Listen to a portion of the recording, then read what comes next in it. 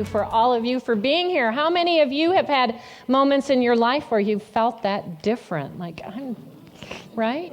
Well, welcome. Look at all the people here that are just like you. And just like you are here to express your own unique, individualized expression of the divine. And so we celebrate the diversity here. We celebrate that we are all different. So before I get started, I have two announcements, and I don't want to forget to make them because I forgot them last time. So one is that a couple of years ago, we had this divine idea to create this giving tree out there. And on a quarterly basis, we have an opportunity to bless the new leaves on our giving tree. And that opportunity is coming on November 3rd. So if you would like to, if you've been thinking about purchasing a leaf for our giving tree, you can do so and participate in that ceremony with us. And we would need to know what you'd like your leaf to say by next Sunday. So that's why I don't want to forget to say it. And there's more information on the shelf out in the hallway out there about what that means. So please go ahead and do that. And the second thing is, how many of you participated a couple of years ago with Circle the City with Love? Yeah, so there's some hands. So they have kept that idea going over the last couple of years. Usually once a year, there's a Circle the City with Love, and it's taking place today. It's a beautiful day for those that might want to go down to Cleveland today to Circle the City with Love and join in the bigger group there. But what I want to let you know is that we're also going to have a group here that Kimberly Buhner is going to be leading, more than likely out on the Labyrinth because it's such a beautiful day. And so from 1 until 1:30, if you'd like to join Kimberly for that, we're going to hold the Circle the City with Love right here at Unity Spiritual Center in Westlake for a half an hour in the stillness. So I didn't want to forget to tell you those two things because they were important. So we are here discussing Panache Desai's book, Discovering Your Soul Signature, which is our fall program book for the year. And each week we are setting our own intentions for how we're going to practice the ideas that we're talking about in the book. And so last week our discussion was about being in this harmonious present moment. And all of those red tags that you see up here on the web were your intentions for how you were going to practice that. So how many of you took on the practice this past week? Yay, Dale, look at that hand, how high it went up. Right? Like everybody else is, And some of you didn't raise your hand. We don't do guilt here, though, so I'll let that go. Dale, do you have something you'd like to share with us, some aha that you got? I thought you might because you raised your hand so tall. Here you go. Tell us what you learned this week. Well, my practice was actually trying to do something I've wanted to do for a long time, which is to just check in every half hour and regain awareness. Yes. But I continue to find that it's hard. I'll do it sometimes, but then my mind wanders off and I don't come back to it for hours. And I do find that when I maintain that awareness, I make better decisions and I do better, but it's a work in progress. It is a work. Anybody else find that a work in progress to keep yourself centered here? I mean, it would seem like it'd be the most natural thing in the world. We're here in this moment. Why is it so hard? We're going to talk about that today, but thank you, Dale. I'm going to join you in that, setting the intention every half an hour to kind of check in. What I would need to do is set an alarm because otherwise I have to set an alarm to do my reading, so it helps. But anybody else want to share? What was your experience of being in this harmonious present moment this week? Okay, Jack, and then Jim. So my intention was to connect with the intelligence of the universe. I have a couch that I've had for 25 years that I absolutely love, and I meditate on it every morning. But about 2 years ago, it got a hole in the sofa cushion, and I turned it over, and now I have a hole on the other side. And so for 2 years, I've been putting off going to see if I could get it reupholstered or whatever.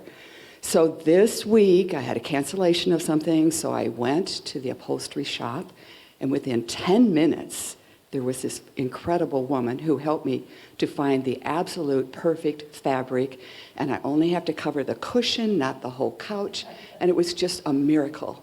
A miracle in the form of a couch.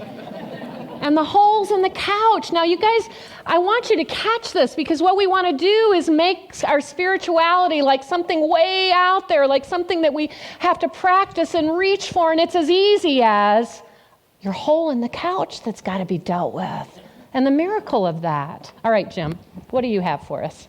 Well, the week before last, I'll admit I failed miserably at my practice. I was having some issues at work, and I kept trying to get straightened out, and it wasn't working. And even before I walked into work on the Friday, I'm like, breathe before you think, and I didn't. Mm-hmm. And even while I was arguing with my manager, in my head I was saying, I told you to breathe first. Mm-hmm. And then I considered it like a spiritual wake-up call, because then the following week I meditated more, started reading a spiritual book, and the week went a whole lot better. Yay, Jim. And how many of you experienced that, right? Like, I'm going to do my spiritual stuff, and I'm going to breathe before I speak, and then I love that you heard that voice inside. I told you to breathe before you spoke, right? I was reading this week on gripes. Gripes, yeah. Susan. That's still there, right? Right. And so what I love, what I'm really doing myself, is to do those readings morning, noon, and night, because it helps me to stay focused on what the day is about. And so I had read my noon reading about gripes, and then I was doing something, and in my mind, I'm just griping, not catching it, right? Just griping. And like you, Jim, eventually went, oh, this must be the gripe that I'm supposed to be watching out for. There it is. So it's just practice. It's just practice, and we all need to practice. So thank you, those three that shared with us on how you practice that this week. We're moving on today to an expanded view of you. An expanded view of you. And I really loved the reading that I did this week, because I'm maybe ahead of some of you, on there's a day called the blank canvas, right? And what Panache says is that, we are all like a blank canvas. When we're born, we are this blank canvas. And that one of the things that he invites us to do is to come to this place of being the blank canvas. So I actually need a little bit of help for this particular talk today. So Christy, you can stay there, but you can help. But I need like 2 or 3 more people. And so if you're willing, you don't have to say a word. You just have to help. So if you're willing to be one of those 2 or 3 people, I want you to come to the front. And I know these rows are typically empty other than John and Christy, who always sit up here. But come on up, 2 or 3 people. Come on up. Don't be shy. Don't be afraid. Okay, one more. Ed, you sit over here by Christy. Okay, and then you can stay there, Pam. Yep. Pam. Jane, thank you, Jane. So you'll see by where you're sitting that there's those little pads of paper. So I want you to each take a pad of paper and a pen. And I'm going to tell you what you have to do. So you don't have to worry about it. Just be prepared. There should be a pen. There's another pen there, Christy. Okay. So here's our blank canvas. You've just arrived on planet Earth. You were just born. This blank canvas. But of course, we don't stay at this place of the blank canvas, because throughout our lifetime, from the time we're born, we are told who and what we are, right? So my question for you is, who are you? What are you? Any of you who have been here before know that I ask the questions because I'm expecting a response. So, right? Right? So those of you who are here for the first time, I get you might not know that, but the rest of you, right? So who are you? What are you? I am the Christ. Write that down, Ed. I'm the Christ. I'm a member of my family. Write that down, Jane. I am love. Write that down, Pam. I'm the light of the world. Write that down, Christy. When you've got it done, put it on here. You wrote yours down already, right? Okay, what else? What are you? I'm a spiritual being, have a human experience. A work in progress. I am a work in progress. Write that one down. I'm a little old man. Write that down. Little old man. Connie. Unique. I am unique. Will you write that down, Christy? I am unique. What else? I am a child of God. Will you write that down, Pam? You're still writing. A child of God. What else? I am powerful. And I am diverse. Diverse. Christy, write diverse. Thank you, Pam. I am what? Worthy. I am worthy. I am blessed. Okay, now I just have to say this. I know we have all been working on our stuff, and I get that. So there's all these wonderful things that we are, the light of God and the Christ and worthy and blessed. But come on, let's be real for a minute, right? Because we've been taught these things from the time we were little, and if you grew up with really enlightened people by you, that might be all you've heard, but let's be real for a minute. What do you hear? I am tired. I am tired. Write that down, Jane. I'm tired. I am my gender. Write that down. I am unique. Unique. Write it down, Ed. I'm unique. A god-awful mess. I am a god-awful mess. Thank you. Thank you for your honesty, Kim. All right. I am mad. Is that what mad? I'm mad. What else? I am never enough. What else? I am tortured. Write that down, Christy. I am a hard worker. Write that down, Ed. Anything else? I am. I'm not good enough, right? I'm not good enough. So write that down. Not good enough. I'm a little lost. Oh, I'm a lot lost. You can write both down on there, right? What else? I can't do that. I can't do that. Write that down, somebody. Who do I think I am? Who do I think I am? At that tone of voice, right? So when we write that down, that's what we're hearing. Who do I think I am? What else? I am an annoying younger sister. I am the bossy older sister.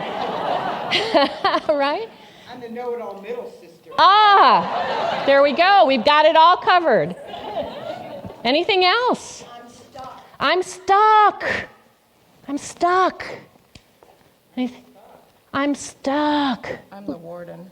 I'm the warden. Lee, what do you got for us? I am whoever I want to be. I am whoever I want to be. Look at this. Okay, yes. I am the mom. I am the mom. You guys are getting into this now, right? Brent. I am empowered by everything. Is that what you said? Yes, I am empowered by everything. Okay. Anybody else? Yeah, Wanda. I am who I am born to be. Who I was born to be. I am who I was born to be. Brent. Brandon. I'm getting better every day. Yes, you are, Brandon. I'm getting older every day. But with getting older, you get better, like fine wine, right? Anything else? Yes, Susan. I'm not listening to what you say. I'm not listening to what you say. Yeah. Yes, Joe. I constantly have to ask God to take me by the hand and lead me. So I am constantly needing to be led by God, right? I am. Yes, Joanne. I am woman, hear me. All right, Joanne. Fine. Are you cooking up the bacon and frying it up in a pan too? We'll go back to some old songs here, right? All right. Anything else? Terry. I'm a volunteer. I'm a volunteer. Anybody else have one they have to? I am an uncle. I am an uncle. Somebody write that one down. I am an uncle. How about I am here to serve? I am here to serve. Sure. Vivian. I am too sensitive. Yeah. Yeah. I am what I think I am. I am what I think I am. Yes, you are, Bob. I am what I think I am. Wow. Okay. Yes, Brent, you got another? I am working on my self-limiting beliefs. Okay. So I think we got quite a bit, right? There's still, I mean, we could spend a whole hour doing this, right? And more stuff would come up. You got them all? Okay, thank you. You are done with your part, although you're welcome to stay right where you are. Okay, so we started out in life as a blank canvas.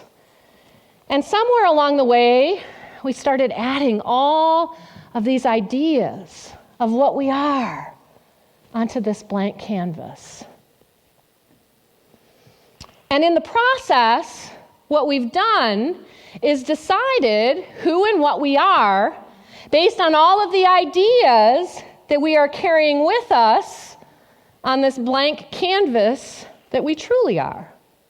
Now, some of these ideas are good, right? I'm here to serve. I am the Christ. I am divine. But what I want you to get is that even that comes with an idea of what that means. And that if I say to myself, I am the Christ, I have to also in the process ask myself, well, what does that mean if I am the Christ? And then I've got on top of it another idea that says, I'm too sensitive.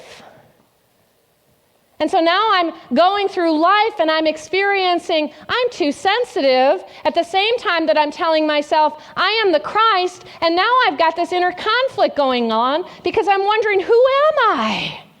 And I'm starting to feel like I've got multiple personality disorder. You know, there was a couple of years ago that I read 1 Corinthians chapter 13 every day for a month. Every day for a month. And the idea behind 1 Corinthians 13, if you recall, we hear it typically at weddings, is what is love? Love is patient. Love is kind. Love is not arrogant. Love is not boastful. And so we take on, yes, that's love. And that particular chapter ends with a very intriguing verse. And that verse says, for now I see in the mirror darkly, but then face to face. Now I know there it goes. Now I know in part. Then I shall understand fully, even as I am fully understood. Do y'all remember that? And there's this question of like, well, what does that mean? Now I see in the mirror darkly, but then face to face. So here we are, our blank canvas covered up with all of the ideas that we hold ourselves to be, and what we do is we project these ideas onto those that we are in relationship with, and we think it's them. So I'm looking for one that's, you send out so many good ones, right? But I am sensitive, right? Okay, so here's that one. I am sensitive. And Christy now pushes my buttons, and I think to myself, oh, Christy, just stop it. You're too sensitive. It's her. It's not me. It's her. Or the idea of, I'm not enough. Right? And then somebody pushes my buttons, and you know what? Our brain is designed to answer the questions and of the ideas that we hold. So if I think I am not enough, guess what? My brain will go out and search for as much evidence as it can find to say, see, I told you so.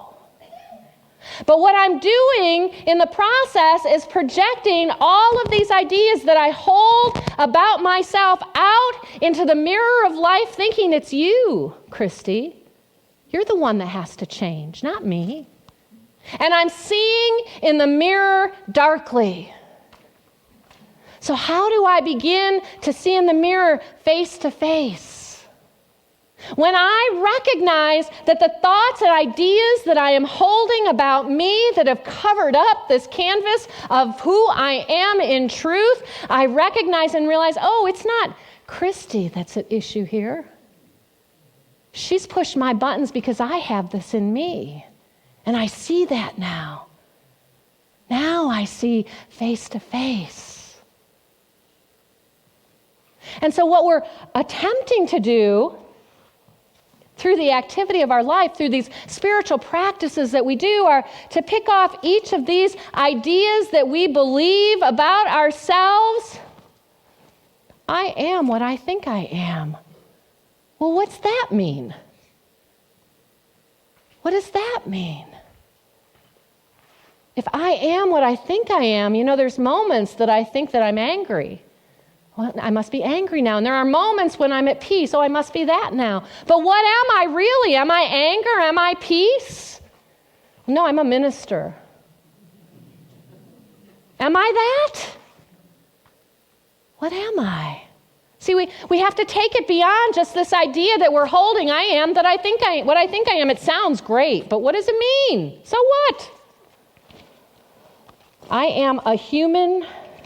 Oh, woman, hear me roar. Yes, Joanne, yes. I am a woman. Hear me roar. But so what? What does it mean to be a woman? Does it matter? How does that define how I show up in any moment? Because I think that I'm a woman and I must roar. What if I don't want to roar? Who am I then? I am getting better every day. This is what we talk about here at Unity. Put these ideas into practice. Watch yourself transform better and better every day. I am better every day. But what happens on that day that you don't feel better today? You're having a really tough day. So what does that say about who I am? Do I start now judging myself? Wait a minute. I just admitted I'm getting better every day and now I'm not feeling better. So what now? Let's wrestle with these questions. Let's not just stick on the surface of these ideas that we think that we are, right? Let's pull them off. I'm empowered by everything. Well, that's an amazing idea. Imagine going through life empowered by everything. But what if I'm not feeling empowered in this moment? What am I? What am I if I am not that? And we can go on with each of these ideas that we're holding, that we think that we are. But then we are either judging ourselves or another for not showing up in these ideas, even those good ones. Do you see that? Life is a full human experience. We get to experience it all. So what we are encouraged to do is let go of these ideas of what we think we are. Let go of them. Breathe into this moment. Let's just be here now. And what do we get back to then? The blank canvas. The truth of what we are. And then, these ideas, they start gathering. We try to get rid of them. No, not that. No, I don't want to be that one. But what if in this particular moment, what comes up and what shows up for me is that I am unworthy? Here it is. I've tried to, get it off of my shoe, but it followed me around, and now here it is again. I'm unworthy. Okay. In this moment, I feel like I'm unworthy. Let's take a breath. Let's be with that for a moment. I'm unworthy. Okay, that's enough of that one. Can I let it go again? Can I return to the blank slate again? Right. Do you get it?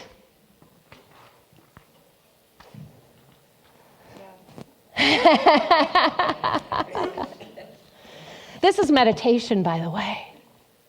Right? All the little pieces of paper that were on there are all of our thoughts that go round and round in our mind. How many people think you can't meditate because you can't get beyond those thoughts? I must be doing something wrong. Right? Well, our brains are simply designed to think. Thoughts arise. I'm blessed. I'm worthy. Okay. Now what am I? Being blessed and worthy in this moment. How do I then show up? Interacting with one another in this place of knowing I'm blessed and worthy. Great, because now I'm that. And then melting into the everything and nothing that I am again. In that place of no thought. Oh, it's time for the noon panache reading for those who need the reminder. Right? Okay, so we got to practice this. I have to practice this. So you received, when you came in here today, 2 blue cards, one with a ribbon on it, one without a ribbon. And you, once more, get to decide what it is that you are picking up as your spiritual practice. What is it? And I want you to write it down. And the one with the ribbon on it, at some point today before you leave, I want you to come and tie it up on one of our webs. Whenever that moves you to go ahead and do that, tie it up here on one of our webs. And then the other one, I want you to take home with you, because that's going to be your reminder. Like Jim said, I had this idea that I was going to do this and I just didn't do it. But the next week I remembered. So this is your reminder of what you're going to do this week. Who's going to join me? Yeah. This is what it takes. When you can get to here, this is the expanded view of you, where all possibility exists, where an idea can arise and I say, okay, how do I live into that idea here? And then we let it go and we go on to the next. And we keep returning back to this expanded view of you. And so what we need to do is engage in the power of our imagination. The power of our imagination that lets us see beyond this moment and the limitations that we might be holding in this moment to the truth. I am a blank canvas in this moment. Right? All right. I'm going to ask it one more time. Who is going to practice seeing the expanded view of you this week? Excellent. And you know what happens when you allow yourself to see the expanded view of you? You expand.